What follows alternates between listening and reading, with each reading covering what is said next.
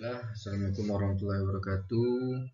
Pada video kali ini kami dari kelompok 3 akan membuat video untuk geografi sosial. Dosen pengampunya Bapak Hendra Saputra MPD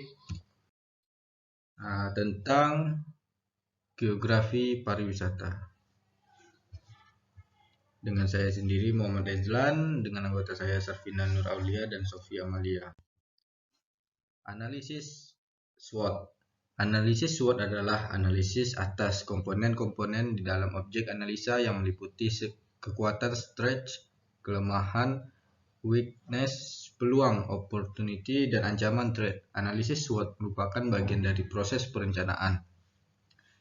Hal utama yang ditekankan adalah bahwa dalam proses perencanaan tersebut, suatu institusi membutuhkan penilaian mengenai kondisi saat ini dan gambaran ke depan yang mempengaruhi proses pencapaian tujuan institusi. Fungsi SWOT. Analisis SWOT dirancang untuk memfasilitasi tampilan yang realistis, berbasis fakta, dan berdasarkan data pada kekuatan dan kelemahan organisasi, inisiatif, atau dalam industrinya. Analisis SWOT juga disebut sebagai teknik perencanaan strategis yang menyediakan alat penilaian. Dalam hal ini, organisasi perlu menjaga agar analisis tetap akurat. Perusahaan bisa menggunakan analisis SWOT sebagai panduan dalam menjalankan suatu usaha atau bisnis yang akan dirintis. Cara menyusun analisis SWOT. Yang pertama adalah kekuatan. Analisis strength atau kekuatan disusun dari berbagai keunggulan yang dimiliki oleh perusahaan, mulai dari merek yang kuat, basis pelanggan yang loyal, neraca yang kuat, teknologi yang unik, dan sebagainya. Beberapa kekuatan atau keunggulan yang dimiliki ini dapat digunakan sebagai alat untuk menarik investor baru. Yang kedua, kelemahan. Analisis weakness atau kelemahan berisi berbagai hal dalam perusahaan yang perlu ditingkatkan agar tetap kompetitif untuk bersaing di pasar. Kelemahan ini dapat berupa merek yang lemah, tingkat utang yang tinggi, rantai pasokan yang tidak memadai, dan kekurangan modal. Baiklah, saya Sarfina Nur Aulia akan melanjutkan materi yang selanjutnya. Yang ketiga yaitu peluang. Analisis opportunities atau peluang yaitu mengacu pada faktor eksternal yang menguntungkan yang dapat memberikan keunggulan komparatif bagi organisasi. Misalnya, jika suatu negara memotong tarif, produsen mobil dapat mengekspor mobilnya ke pasar baru, sehingga meningkatkan penjualan dan pangsa pasar. Yang keempat yaitu ancaman. Analisis terakhir dalam threats atau ancaman yang mengacu pada faktor-faktor berpotensi merugikan organisasi.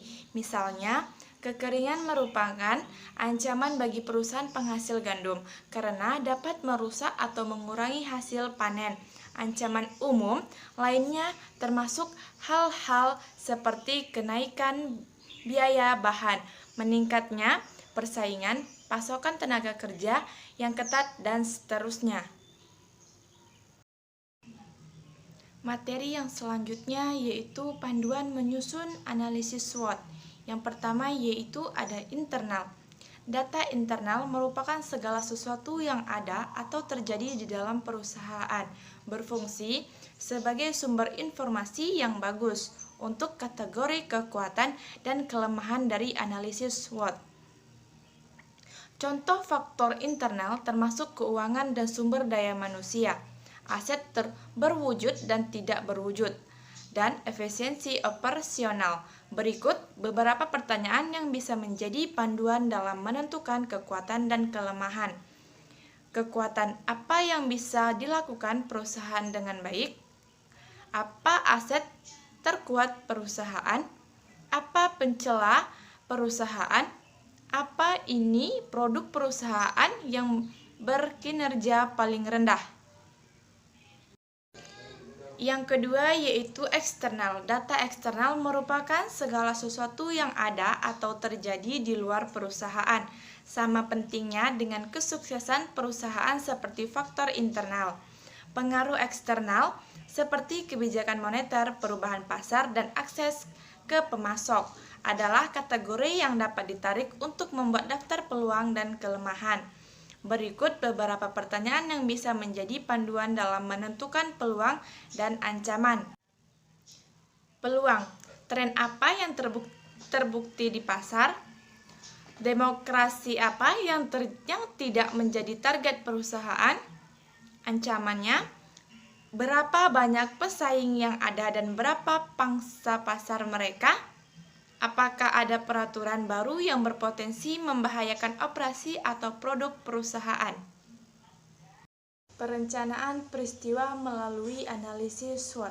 Strategi perencanaan pengembangan industri pariwisata adalah: yang pertama, faktor-faktor yang mendukung. Pengembangan yang baik bagi suatu objek wisata alam akan dapat menentukan kelayakan teknis dalam pengembangan suatu objek wisata alam. Faktor-faktor itu terdiri dari adanya faktor internal yang meliputi daya tarik objek, pengelolaan pariwisata, dan pelayanan. Tersedianya air bersih. Untuk faktor eksternal meliputi potensi pasar, kadar hubungan, kondisi lingkungan, kondisi alam, akomodasi, prasarana dan sarana, penunjang, juga hubungan dengan objek wisata lainnya. Yang kedua, berdasarkan analisis matriks internal eksternal dan matriks SWOT, maka didapatkan beberapa alternatif strategi yang dipilih, yaitu strategi progresif, isfrekasi strategi, market penetration, dan product development. Yang ketiga, yaitu berdasarkan hasil KSPM, prioritas strategi, maka strategi terpilih dengan total advantage skor 15,550.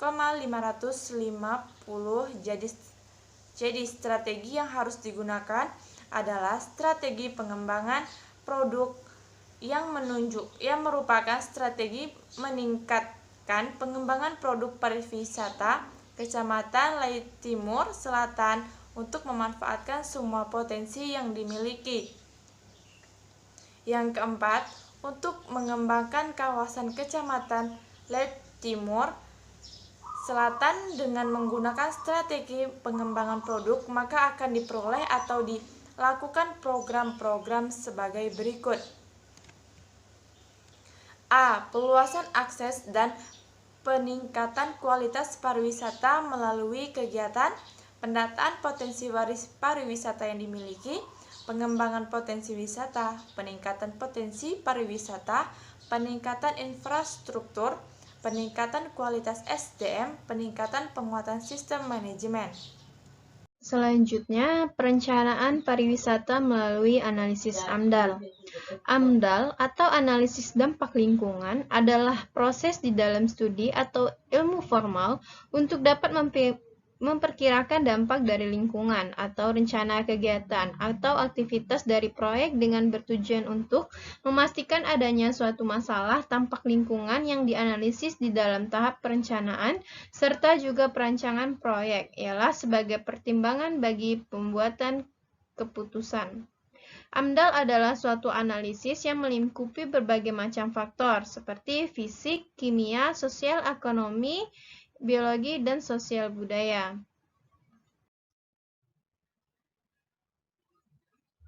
Kegiatan atau aktivitas pariwisata pada perkembangannya telah menjadi industri pariwisata dan merupakan salah satu sektor yang dapat memberikan keuntungan secara ekonomi. Di negara sedang berkembang seperti Indonesia, sektor pariwisata dijadikan sebagai salah satu sumber devisa negara. Lebih-lebih adanya pandangan bahwa pariwisata merupakan ekspor yang tidak kentara, yang tidak mencemari lingkungan, dan industri yang tidak akan pernah berakhir. Telah mendorong para pengambil keputusan guna lebih memberikan penekanan pada aspek keuntungan ekonomi daripada konsekuensi kelestarian lingkungan. Pariwisata ternyata tidak selalu menimbulkan dampak positif, seperti penghasilan devisa, membuka lapangan kerja, dan pertumbuhan ekonomi. Akan tetapi, secara bersamaan juga menimbulkan berbagai dampak negatif seperti nilai-nilai sosial budaya maupun pencemaran lingkungan fisik dan biotis. Isu dampak negatif pariwisata ini mengakibatkan perubahan paradigma pembangunan pariwisata dari model pariwisata massal atau pariwisata konvensional ke model pariwisata alternatif. Lalu apa itu pariwisata? Pariwisata adalah keseluruhan fenomena gejala dan hubungan yang ditimbulkan oleh perjalanan dan persinggahan manusia di luar tempat tinggalnya, dengan maksud untuk tinggal menetap di tempat yang disinggahinya dan tidak berkaitan dengan pekerjaan yang menghasilkan upah. Pembangunan pariwisata harus memperhatikan aspek kelestarian lingkungan hidup serta menyangkut kebutuhan generasi yang akan datang. Mewarisi alam dan lingkungan hidup yang lestari kepada anak cucu dan generasi yang akan datang adalah kewajiban kita sebagai bangsa yang beradab. Lalu ada pembangunan berwawasan lingkungan. Emil Salim mendefinisikan pembangunan berwawasan lingkungan merupakan upaya sadar dan berencana dalam membangun dan mengelola sumber daya alam secara bijaksana dalam pembangunan yang berkesinambungan untuk meningkatkan kualitas hidup. Emil Salim berpendapat bahwa pembangunan berkelanjutan bertujuan untuk meningkatkan kesejahteraan masyarakat untuk memenuhi kebutuhan dan aspirasi manusia. Secara umum, pembangunan berkelanjutan pada hakikatnya dilaksanakan dalam rangka untuk keberlangsungan hidup generasi masa yang akan datang melalui proses pembangunan.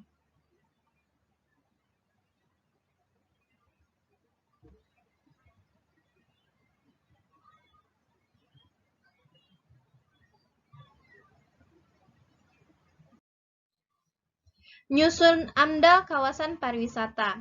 Analisis dampak lingkungan atau AMDAL kawasan pariwisata merupakan hal yang sangat penting untuk meminimalisir kerusakan lingkungan yang ditimbulkan dari kegiatan pariwisata, sehingga dari awal sudah ada perencanaan, pengelolaan, dan evaluasi kegiatan dari suatu kawasan pariwisata, sehingga kelestariannya tetap terjaga. Analisis dampak lingkungan atau analisis mengenai dampak lingkungan adalah kajian mengenai dampak besar yang penting suatu usaha dan atau kegiatan yang direncanakan pada lingkungan hidup yang diperlukan bagi proses pengambilan keputusan tentang penyelenggaraan usaha atau kegiatan di Indonesia.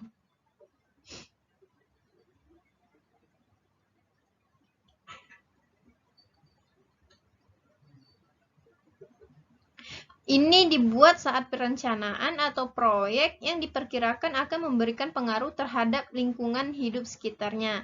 Yang dimaksud lingkungan hidup di sini adalah aspek biotik, abiotik, dan kultural. Kawasan pariwisata berbasis ekonomi masyarakat. Pariwisata berbasis masyarakat adalah pengembangan pariwisata dengan tingkat keterlibatan masyarakat setempat yang tinggi dan dapat dipertanggungjawabkan dari aspek sosial dan lingkungan hidup. Biasanya sumber pendapat utama masyarakat tetap seperti semula, misalnya dari pertanian, perkebunan, atau nelayan. ASEAN mendefinisikan pariwisata berbasis masyarakat atau dikenal dengan istilah Community Based Tourism sebagai kegiatan kepariwisataan yang sepenuhnya dimiliki, dijalankan, dan dikelola oleh masyarakat sehingga berkontribusi dalam meningkatkan kesejahteraan masyarakat melalui mata pencarian yang berkelanjutan dan melindungi tradisi sosial budaya yang bernilai maupun sumber daya alam dan warisan budaya. Pariwisata berbasis masyarakat merupakan salah satu jenis pariwisata yang memasukkan partisipasi masyarakat sebagai unsur utama dalam pariwisata guna mencapai tujuan pembangunan pariwisata berkelanjutan. Partisipasi dalam pengambilan keputusan berarti masyarakat mempunyai kesempatan untuk menyuarakan harapan, keinginan, dan kekhawatirannya dalam membangun pariwisata, yang selanjutnya dapat dijadikan masukan dalam proses perencanaan pariwisata. Sedangkan pengambilan peran dalam pembagian manfaat pariwisata mengandung pengertian bahwa masyarakat semestinya mempunyai kesempatan untuk memperoleh keuntungan finansial dari pariwisata dan keterkaitan dengan sektor lainnya. Untuk itu, pengembangan destinasi pariwisata seharusnya mampu menciptakan peluang pekerjaan, kesempatan berusaha, dan mendapatkan pelatihan serta pendidikan bagi masyarakat agar mengetahui manfaat pariwisata.